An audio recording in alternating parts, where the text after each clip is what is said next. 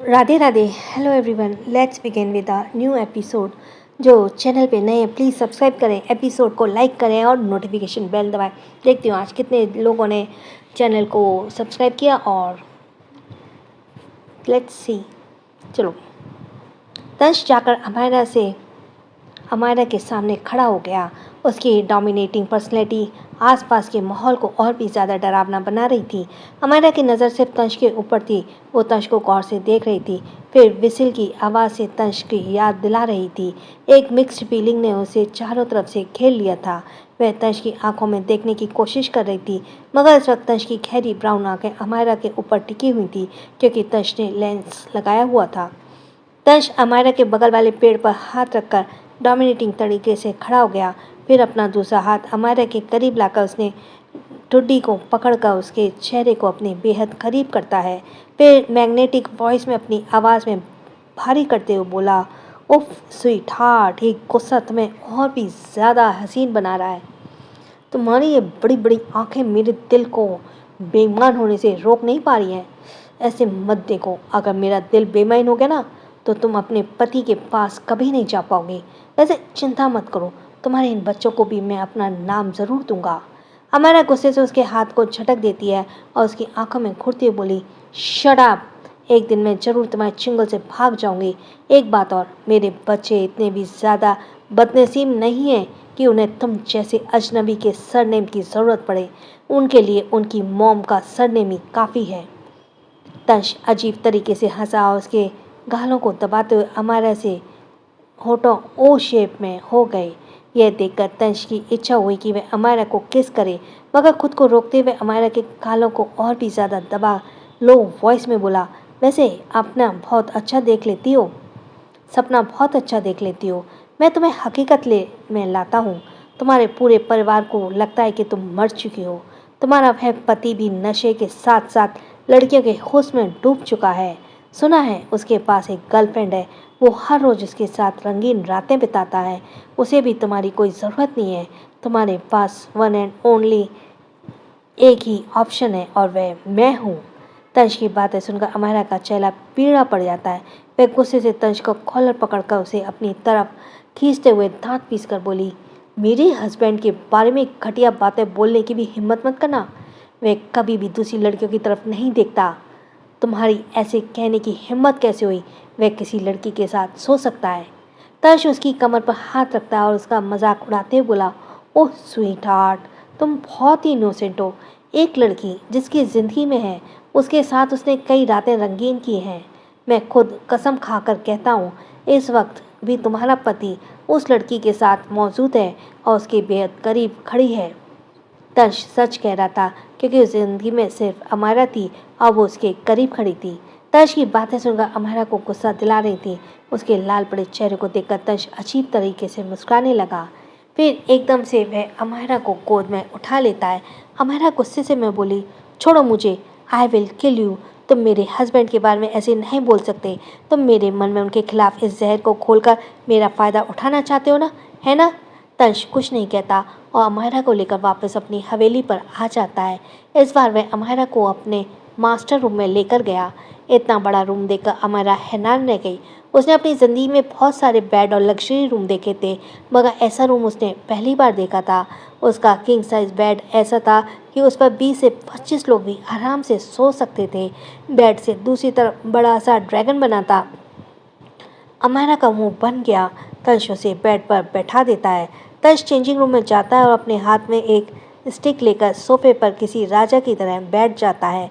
वह इस वक्त नर के शैतान की तरह लग रहा था। अमायरा उसके हाथ में स्टिक देखकर अपनी आंखें बड़ी कर लेती है और कहती है, क्या करने की सोच रहे हो तुम? क्या तुम मुझे इस हालत में मारना चाहते हो? तंश अपने एक पैर को दूसरे पर चढ़ा लेता है और भारी मगर सरकास्टिक टोन में कहता है, तुम्हें क्या लगता है? अमायरा अपनी मुट्ठी भींचते हुए अपने होठों को दबाकर बोली, देखो, तुम मेरे साथ ऐसा कुछ नहीं कर सकते। तुम मुझे फिजिकली हर्ट नहीं कर सकते। अगर मेरे बच्चे को कुछ हुआ तो मैं तुम्हें जान से मार दूंगी। तंश अजीब तरीके से हंसने लगता है। उसकी हंसी की आवाज़ पूरे रूम में गूंज रही थी। उसकी आवाज़ भले ही थोड़ी सी तेज थी, मगर अमायरा कहीं ना कहीं सोचने पर मजबूर हो गई कि उसने इस इंसान को कहीं देखा है। तंश कुछ देर हंसने के बाद उसने स्टिक को अमायरा की तरफ करता है और डोमिनेटिंग आवाज़ में बोला, स्वीटहार्ट, तुमने भागकर गलती कर दी, इसकी सज़ा भी तो मिलनी चाहिए ना। आज के बाद तुम मेरे साथ इसी बिस्तर पर होगी, रात हो या दिन तुम्हें यहाँ रहना होगा। इतना कहते हुए अमायरा के पास जाकर उसके बगल में बैठ गया। अमायरा उससे दूर होने की कोशिश करती है, मगर तंश उसके लेफ्ट हैंड को पकड़ लेता है और अपने हाथ के लिए स्टिक को उसकी 2 उंगलियों में फंसाकर हल्का सा मसल देता है। अमायरा को बहुत तेज दर्द होता है, जिससे अमायरा चीख पड़ती है, आह, ये क्या हरकत है, मुझे छोड़, दर्द हो रहा है। अमायरा के चेहरे पे दर्द साफ नजर आ रहा था, पर तंश नहीं रुकता। उसकी आंखों से सामने वह सीन घूमने लगता है जब अमायरा ने उसे धोखे से बेहोश करने की कोशिश की थी। उसने तंश की गर्दन पर इंजेक्शन चुभोकर उसे बेहोश कर दिया था। वह सब याद आते ही तंश और भी ज़्यादा गुस्से में आ गया, इसलिए वह अमायरा की उंगलियों को अपनी पकड़ और भी ज़्यादा कस देता है। अमायरा अपने दूसरे हाथ की मुट्ठी बना लेती है और किसी तरह खुद को छुड़ाने की कोशिश करती है। उसकी आंखों में आंसू आ गए थे। वह तंश के कंधे पे मारते हुए बोली, छोड़ दो मुझे, इट्स रियली पेनफुल। अमायरा को समझ नहीं आ रहा था कि अब ब्लैक ईगल उसे हर्ट करता था, अब उसे कभी रोना नहीं आया, मगर सामने वाले बैठा इंसान, उसने सिर्फ उसकी उंगली को मसल दिया, फिर भी उसे क्यों रोना आ रहा है। अमायरा को अलग ही कनेक्शन फील हो रहा था। वो तंश के सीने से लगना चाहती थी, पर उसे महीने उसके साथ जो हुआ वो बताना चाहती थी, पर वो तंश को नहीं पहचान पा रही थी। उसकी आंखों में आंसू देखकर तंश को थोड़ा सा दर्द हुआ। उसने तुरंत स्टिक को दूर फेंक दिया, फिर अमायरा के गालों के पास जाकर उसे अजीब तरीके से सहलाता है। अमायरा को अपने सामने बैठे ये शख्स पूरी तरीके से पागल लग रहा था। वह अपने आंसू पहुंचकर बोली, तुम पागल हो, जाकर अपना इलाज करवाओ, you are psycho, totally psycho. भले वो चिल्ला रही थी, पर तंश के होठों को स्पर्श उसे शांत कर रहा था। ये सुनकर तंश अजीब तरीके से उसकी गर्दन को सहलाते हुए उसके होठों को उसके गाल पर उसके अपने होठों को उसके गाल पर फिर से फेरने लगता है। अचानक वह हंसते हुए साइको वाली आवाज़ में बोला, सही कहा, आई एम साइको। और मुझे साइको किसने बनाया? तुमने। इतनी आसानी से मैं तुम्हें नहीं छोड़ने वाला। तुम्हें तो आराम से दर्द दूंगा, वो भी प्यार से, स्वीट स्वीट दर्द दूंगा तुम्हें। कहते हुए इसके हाथ अमायरा की कमर के होते हुए ऊपर की तरफ बढ़ने लगे। यह महसूस करके अमायरा के रोंगटे खड़े हो जाते हैं। वह एकदम से तंश को धक्का दे देती है और उसके गाल पर एक जोरदार थप्पड़ मारकर गुस्से से बोली, क्या तुम्हें शर्म नहीं आती, एक लड़की का इस तरह फ़ायदा उठाते हुए? तुम्हारी आंखों में मुझे सिर्फ हवस नज़र आ रही है, क्या तुम्हें दिख नहीं रहा आई एम प्रेग्नेंट? अगर तुम्हारे अंदर इतनी हवस है तो जाकर दूसरी लड़कियों से इसे मिटाओ। मैं उस टाइप की लड़की हूँ जो किसी के लुक्स और पैसों को देखकर उसके बिस्तर पर आ जाए। कहते हुए अमायरा की आंखें एकदम लाल थीं। वहीं तंश का चेहरा एकदम झुका हुआ था। वे अपनी गर्दन को हल्का सा टेढ़ा करके अमायरा को ऊपर से नीचे देखते हैं। तंश इस वक्त बहुत ही ज़्यादा गुस्से में था। उसकी आंखें लाल होने लगी थी। अब अमायरा को एहसास हुआ कि उसने गुस्से में क्या गलती कर दी है। वह तुरंत तंश से अपनी नज़र फेर लेती है। तंश उसे ऊपर से नीचे तक देखता है, फिर एक जोरदार लात पास की टेबल पर मार देता है। अमायरा डर से अपने कान बंद कर लेती है। तंश गुस्से से उस रूम से बाहर चला जाता है। तंश के जाते ही अमायरा निराश हो जाती है। वह अपनी आंखें बंद करके धीरे से कहती है, तंश, तुम कहाँ हो? I really miss you. मैंने तुमसे वादा किया था जब हमारा बेबी इस दुनिया में आएगा तब तुम मेरे पास रहोगे, लेकिन ऐसा लग रहा है मैं वादा पूरा नहीं कर पाऊँगी। लेकिन मैं हार नहीं मानूंगी।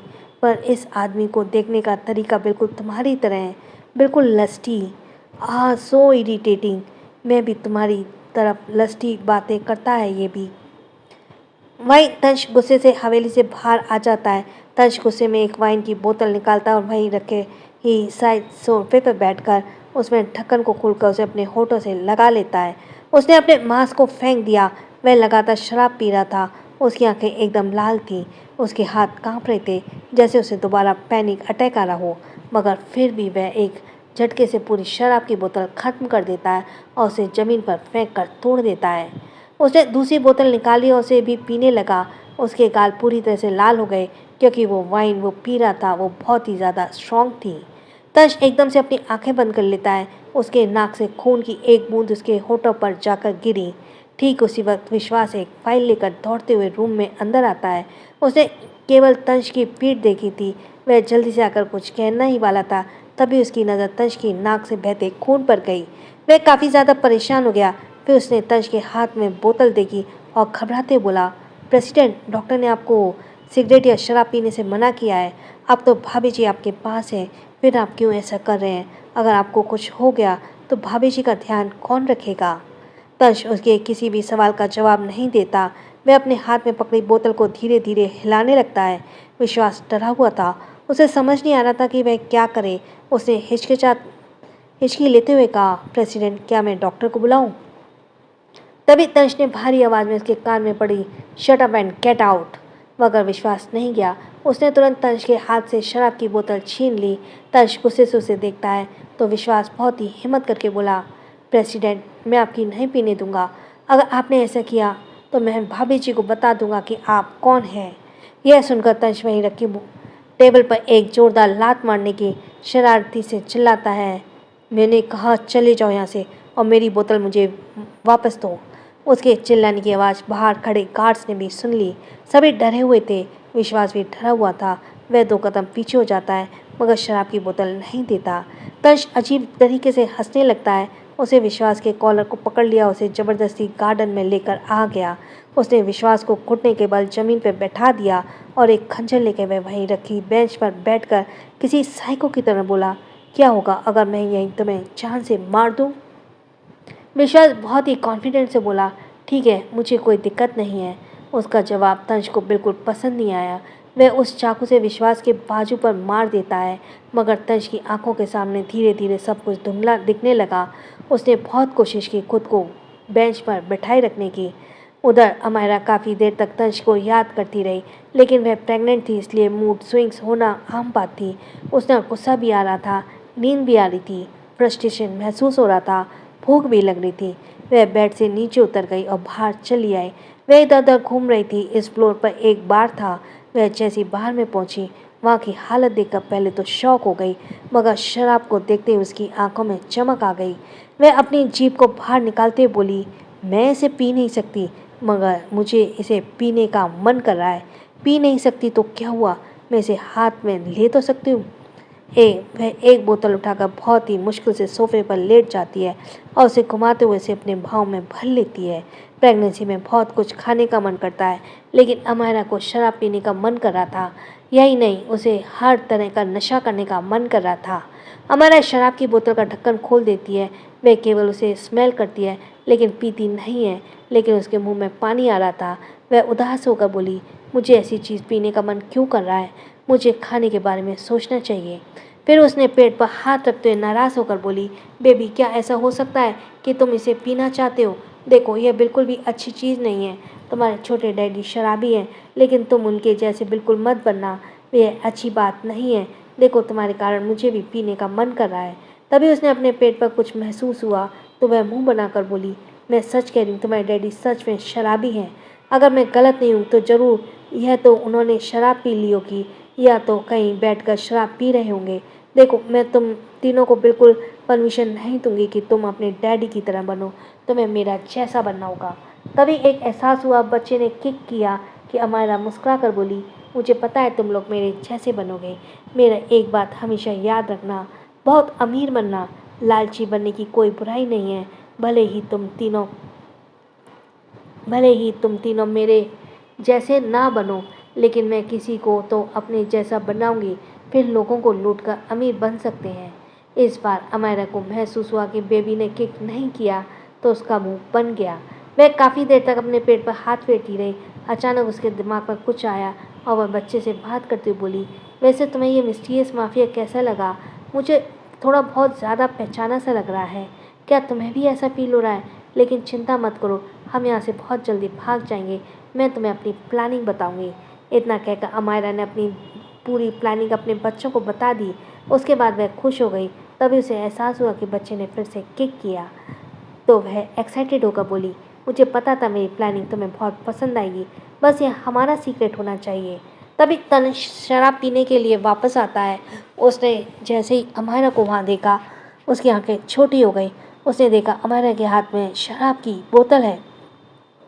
अमारा एक उंगली बोतल के अंदर डाली है। बेशक वह अपने मन में नहीं रोक पाई थी। उसने बस एक उंगली को अपने मुंह में डालकर शराब को टेस्ट किया। तभी तंश एकदम से उसकी उंगली को पकड़ लेता है। अमारा पहले घबरा जाती है, फिर एकदम से पलट कर उसकी तरफ देखने के लिए अपना सिर घुमाती है। तभी कुछ ऐसा हुआ जिसे अमारा का चेहरा गुस्से से लाल हो गया। So thanks for listening. छोटों का प्यार, बड़ों को सम्मान। राधे राधे।